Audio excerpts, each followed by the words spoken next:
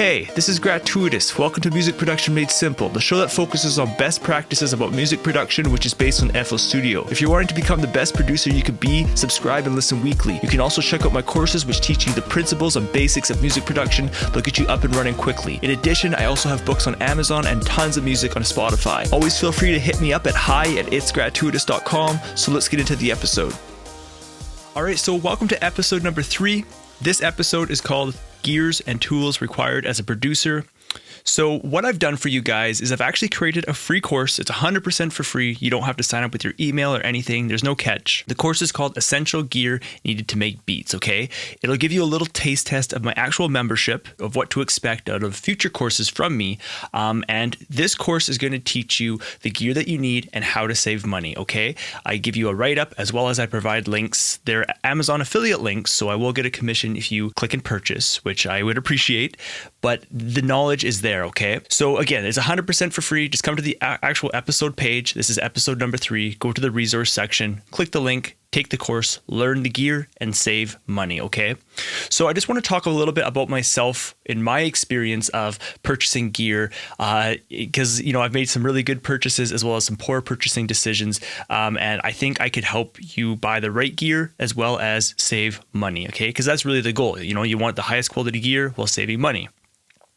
So when I purchased my gear in my very beginnings, it's like, yes, you need your essentials. Your essentials is pretty much your MIDI keyboard, your audio interface, your speakers, and then you're pretty much like your music program. And that is really like a super minimal setup. And then, acoustic treatment, that is probably even more important than getting super high quality speakers, which I'll talk about later because the environment that you're mixing your music in is very, very important, okay? So when you were first introduced to making music, I typically find that this is what influences what type of gear that you're going to want to buy. Okay, so there's really 2 main ways to produce beats. That is like original compositions and sampling. Okay, so sampled beats.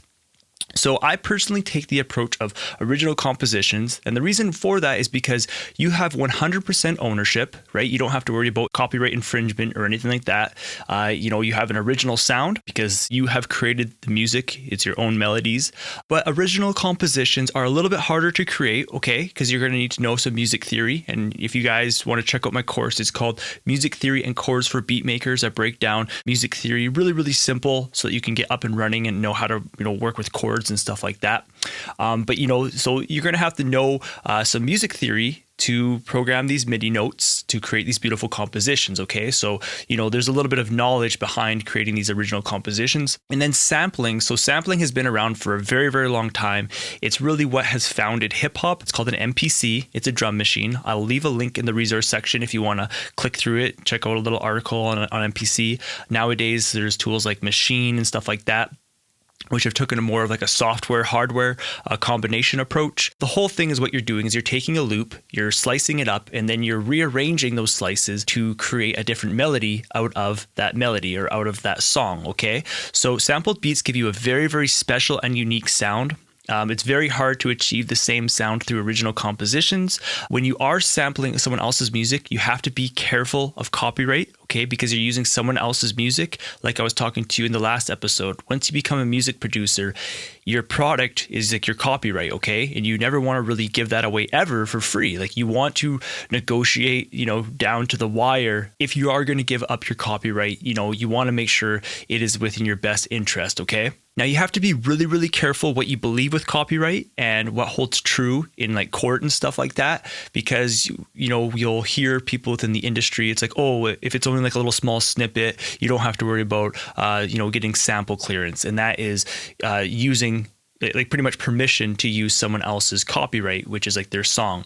So always be careful with that stuff. Now, here's a cool trick that I've discovered over the years to sample, and that is actually sampling your own music. You kind of get like the best of both worlds, like you're able to sample your music and you don't have to worry about copyright. So what you do is you just create your own melody and you chop it up just as if, you were to chop up a real sample. If you want a step-by-step walkthrough on this, I have created a course. It's called Sample Your Own Music. I'll also leave that in the resources as well. And I just teach you how to, record a loop, how to chop it up, how to create, these slices and create melodies out of different loops, as well as, how to apply effects and make it sound better, okay?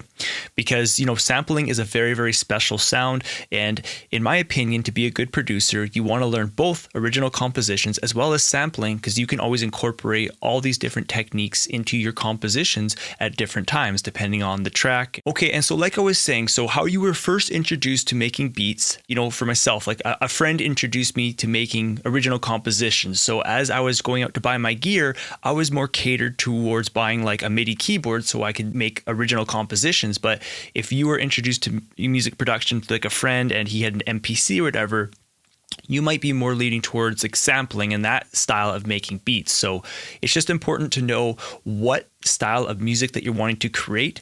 That way you can buy the right gear for your style of music. Again, it's going to allow you to save money as well as get the right gear for the best performance. Okay, so I just want to move into our next section now, okay? So the gear needed as a producer nowadays is simple. Okay, back in the day, studios were super, super expensive. You needed all the hardware gear, you needed space, you needed to maintain that gear, you needed cables. Nowadays, we have a music program and everything is included in that music program. You have as many compressors as you like, as many EQs, reverbs, delays, and it's just a matter of just opening up the plugin and you can easily route audio from one insert to another insert by a matter of a click. The workflow is absolutely amazing with these music programs. Again, when you read on forums and you have that older generation of loving the analog gear and stuff like that, it's just, we have it so easy now, okay? The music production software that we have, this is the way to do it. It's so much easier. So this keeps our studios super minimal looking, right? Like we don't need, again, all like this hardware gear. We don't need tons of space. It's super, super simple, right? You just load up your project. You can recall a project that you were previously working on, or if you wanted to retweak a mix, it's just a matter of opening up that project. Nowadays, it's incredibly affordable. Like FL Studio is like $300 for like the signature edition, and you have a full-fledged studio inside of your computer. Computers are becoming way more powerful. They're able to handle this stuff a lot easier. It's really, really cool how far computers and music production have come. Okay, so I just want to move into the actual hardware that you are going to need to set up a little decent studio. So nowadays, in all honesty, I think for about $3,000, you guys can get an incredible studio. Like you guys can get a really good computer, decent speakers, audio interface, MIDI keyboard, and your actual music production program. And that's pretty much it. We really don't need more than that. But the thing is, where the expense really comes into play nowadays with music production is your room and your acoustics, which I'll cover a little bit near the end of this podcast, okay? So I'm first going to start with your audio interface, okay? So your audio interface is just a sound card that you plug in through USB to your computer.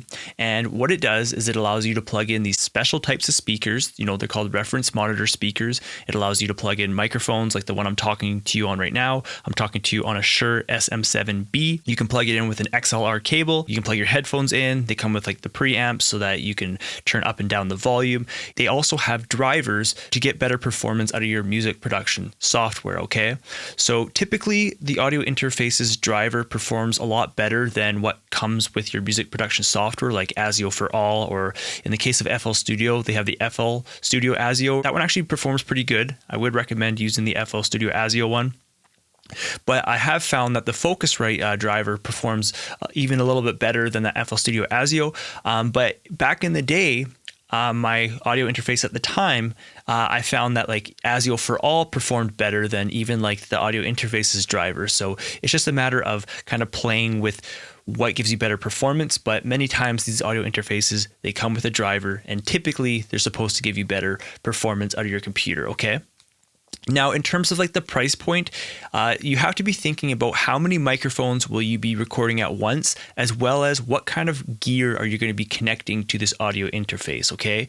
So nowadays for myself, my setup is very, very minimal. But as I was starting up, I was trying to do all these different things because I wanted to learn music production. I bought this like hardware preamp, and then I bought like a patch bay, and I was like, oh, I want to connect this all. I was kind of wanting to go a little bit more of the hardware route just to kind of get my hands on that stuff. But again, as I've started to discover over the years, it's like that stuff's expensive. It takes up room. And in all honesty, it's just like I can do all that stuff inside of my actual music production program. However, over the years, I did buy a nice preamp It's the Art Voice channel.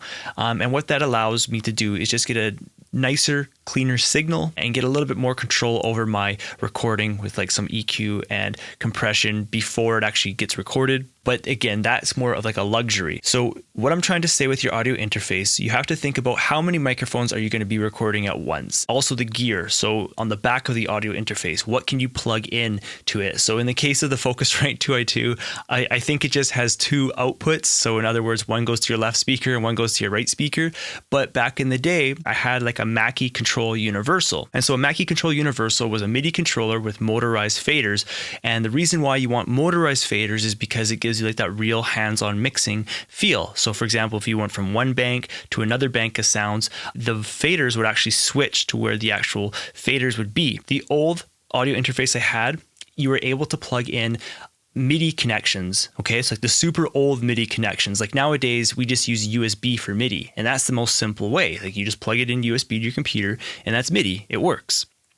But the older gear, they actually had two cables, and it was an in and an out, and you had to use MIDI cables. So for example, that Mackie Control, it had an in and an out, and that plugged into the back of my audio interface at the time because I had a Focusrite Scarlett 2i4, okay? So I still was only able to record two microphones at a time, but it allowed me to connect more things on the back. But over the years, like I said, my workflow has gotten to the point of just keyboard and mouse, so I don't use that Mackie Control anymore. And the Focusrite 2i2 no longer even allows me to connect that kind of stuff because I just decided over the years, it's like the only thing I plug into this audio interface is my microphone. And I use this preamp to help give me a cleaner signal, and that's it. Typically, I would recommend just keep it simple. Don't even worry about the hardware stuff. If you're going to be recording, yeah, you might want to get like a nice preamp just to get a nice clean signal. But beside that, a simple audio interface, this does great. Okay, so I just have the Focusrite Scarlett 2i2 second generation. Okay, so let's talk about a MIDI keyboard. Okay, so I consider a MIDI keyboard like the main hub of my studio workflow. Okay, so the most important thing with a MIDI keyboard is to have the transport buttons. Okay, so that's your stop, play, record, and looping features. In FL Studio, if you hit the loop button, it allows you to go from song mode to pattern mode. And that is just really, really important just for a workflow thing. Like if you just want to listen to like the pattern, you just hit the button quickly and listen to the pattern, and then you can quickly go back to the whole composition in song mode. And the easiest way to set up those transport control buttons, again, that's the stop, play, record, loop, and stuff like that. If you hit F10 inside of FL Studio, you'll see that you have a MIDI controller. Click on the MIDI controller, and then there's presets. In my case, I have a Axiom 49. I actually use the Oxygen 49/61 preset, and that integrates really, really good with my MIDI keyboard here. The next thing you want to look for in a MIDI keyboard is the quality of the keys. When you buy like the super, super cheap, like I'm talking maybe like a $90 keyboard, the keys are going to feel cheap. At the end of the day, you're still going to get like the same results out of it for the most part. It just might not be as enjoyable to play as you're actually recording because you can always go in and edit those MIDI notes to adjust your velocity, your timing, and all that stuff, right? It's just a matter of having a keyboard to play to get it into your music production program to make that process more fluent as well as be able to be more creative, okay? So quality keys, I would say, is worth paying that extra, $70 to $100 in compared to like the lower end models, okay? You have to be careful with MIDI keyboards. They can get extremely expensive for features that you do not use, and it's always going to be reflected in that price. Okay, so I'll talk about that in a minute. Okay, the next thing, it is nice to kind of have like knobs. Now, the sliders, I would say, are pointless on a MIDI keyboard. And the reason for that is because I just told you about the Mackie Control where it had motorized faders. Now, they do make MIDI keyboards with motorized faders. I think Behringer makes one. I'm not telling you to buy that. I'm just letting you know that. And the reason why manual faders are so pointless on a MIDI keyboard is because if you try to use them for mixing, since they're not motorized, what happens is, so right now I have 9 faders, okay? So if I adjust them a certain way and then I hit next to go to the next bank of 9 sounds, well, it's like these faders are not lined up with what my screen is showing me. And as soon as I move a fader, that actual fader will change in volume or wherever the parameter is to somewhere where I don't want. It's kind of hard to explain, but if you've experienced trying to mix with a MIDI keyboard, the manual sliders, in my opinion, I think they're just pointless to have on a MIDI keyboard. The knobs are nice though, because you can, control your parameters, such as like on like your VST, if you're doing some sound design or something like that. Okay. Same with like the drum pads. Most MIDI keyboards, like what they're doing is like they're jam packing all these features in, and then they're just kind of upselling you on it. If you're wanting drum pads, I'd recommend just actually buying a drum pad controller.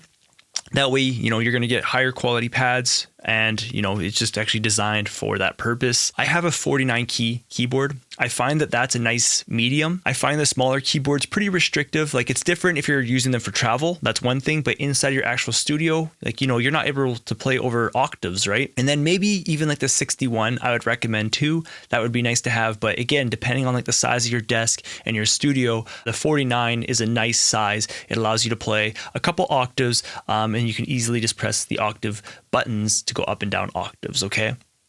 The next things is like a pitch and mod wheel. Those are pretty important on a MIDI keyboard, just if you're wanting to do some automation within your actual productions, or just like kind of play around with sounds and stuff like that. Okay, so let's quickly cover those points again on a MIDI keyboard, which I highly suggest to you, okay? So again, you want to make sure that your MIDI keyboard has those transport controls. Pretty much all of them do, but again, that's the stop, record, the play. Again, it's just for a workflow thing. If you are going to record, you hit record, you hit play. If you screw up, you just hit stop, you hit Control Z to undo. Again, it's just a workflow thing. The knobs are really, really nice to have. And again, I really feel that it's worth paying, that extra however much just to get some more quality keys. Now, I'm not talking to get like amazing quality, but just better than just the super, super cheap MIDI keyboard feel. Anything more than that, what's happening is these companies are just jam packing features, and these MIDI keyboards, they can get so expensive. But the thing is, a MIDI keyboard has no sounds in it by itself, okay?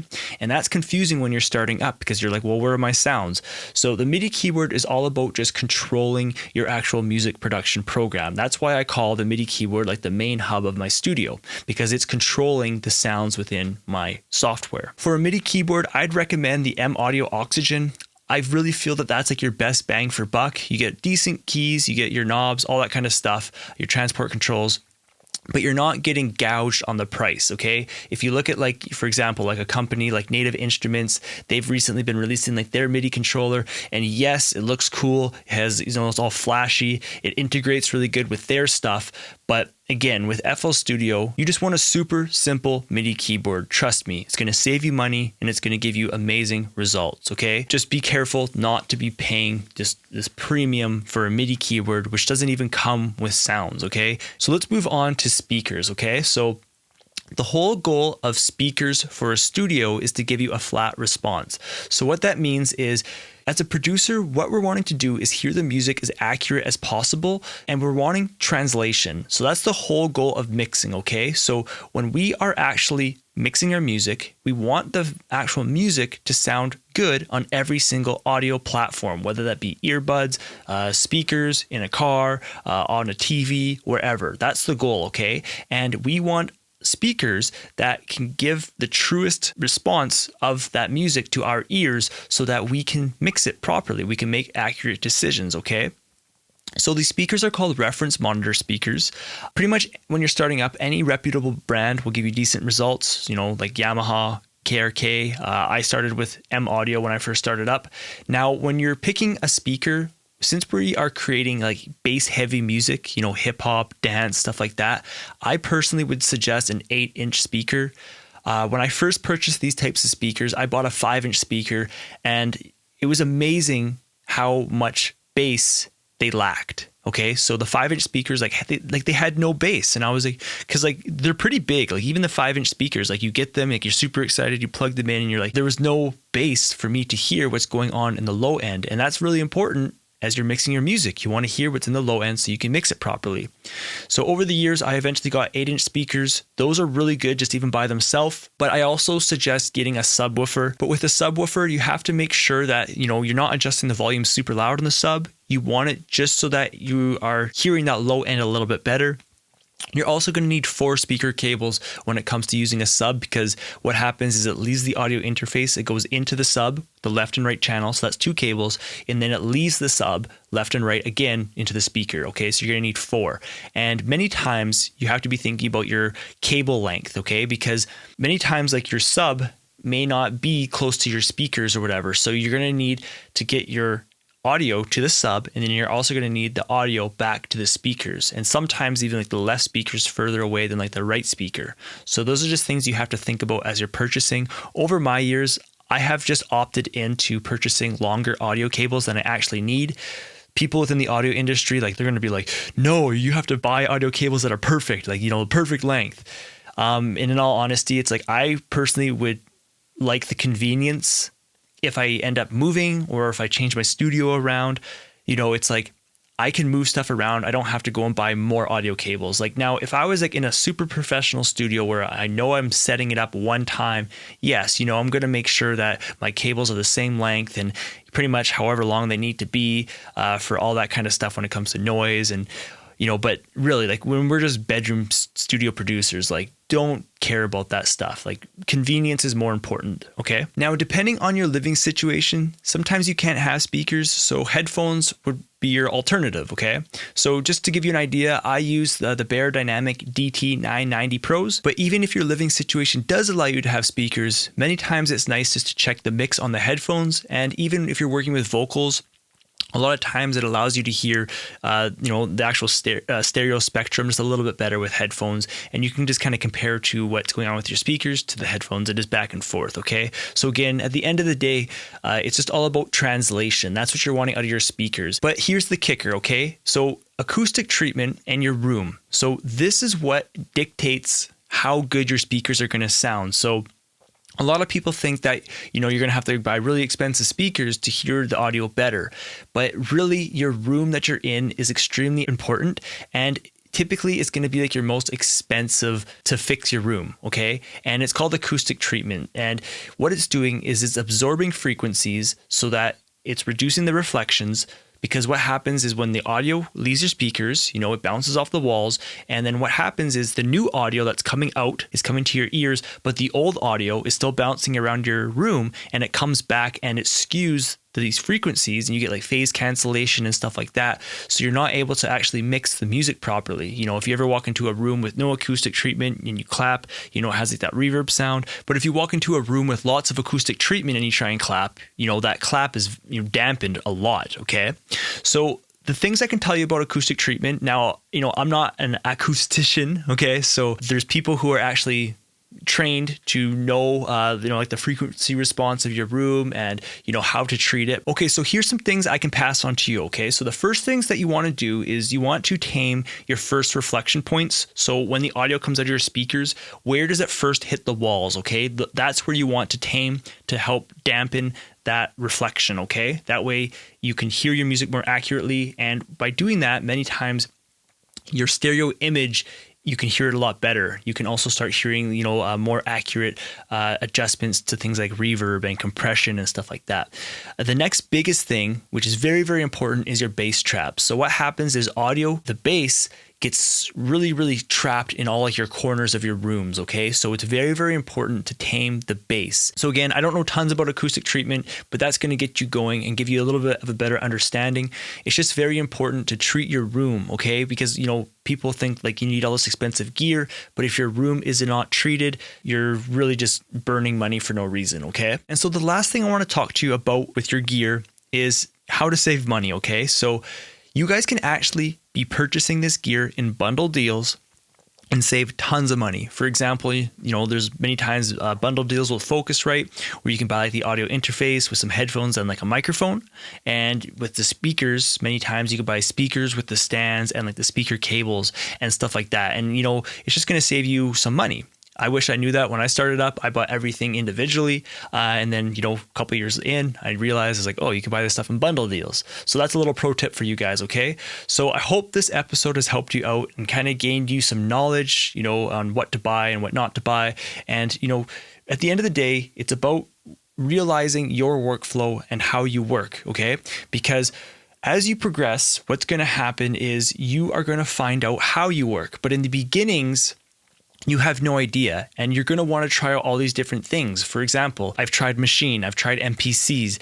At the end of the day, I realized it's like, that is not my workflow. My workflow is FL Studio. And if I want to sample, I actually like using a MIDI keyboard. I have 49 keys. That gives me 49 slices. I'm good to go. It's like it's much more simple. I only have to buy one piece of gear, this MIDI keyboard, and I can treat it to play piano. I can use it for sound design. I can use it for sampling.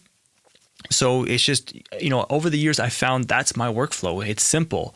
But when I was starting up, I spent money buying, this Mackie Control Universal, like those things like $1,000. I bought it used, so I got it a little bit cheaper, but at the end of the day, it was like, yes, it worked with FL Studio, but not as integrated as I'd like. Like, for example, I would have liked it to be able to like open up a plugin, and then I could actually, use like the EQ and the compressor and stuff, but it didn't work that way. Like, it just worked good for controlling volume. And it's just like, oh, well, I want to be adjusting EQ, so I might as well just use my mouse for everything. Again, I wanted to try like Machine because, I kept seeing it was really, really popular within the industry. And it's just like, well, I just don't work that way. And then in addition, it's like, well, now I'm having to learn like a different music production program. And it's like, that's pulling me away from the time that I have to create music or create, a new course or even this podcast or whatever. It's like, I'm trying to learn this other software. I'm not even creating music anymore. It's like, I'm trying to learn the software. Okay. And that's just kind of what I found over the years. It was just like, hey, you know what? I bought this Machine Studio, I bought this MPC. I tried them out. I ended up selling the MPC and the Machine Studio. So what I'm trying to say is over the years, you guys will find your own workflow. You might have to go through some expensive purchases to figure that out. But I just want to pass on to you guys, keep it simple, figure out what gear are you going to need. And then that's going to save you a lot of money. Again, my course is 100% for free. It's called Essential Gear Needed to Make Beats. It teaches you all about music production gear, how to save money, and what I look for in each piece of gear that I use. Again, when it comes to like a MIDI keyboard, audio interface, speakers, microphones, your actual computer, and stuff like that. So there's no strings attached. Think of it as like a taste test of what my other courses will be like. Okay. So that's the episode. Again, if you guys want to support it, I've left a button on the episode page just to support it for $5 a month. You guys can cancel anytime as well. So thanks for listening. I'll talk to you guys in the next episode.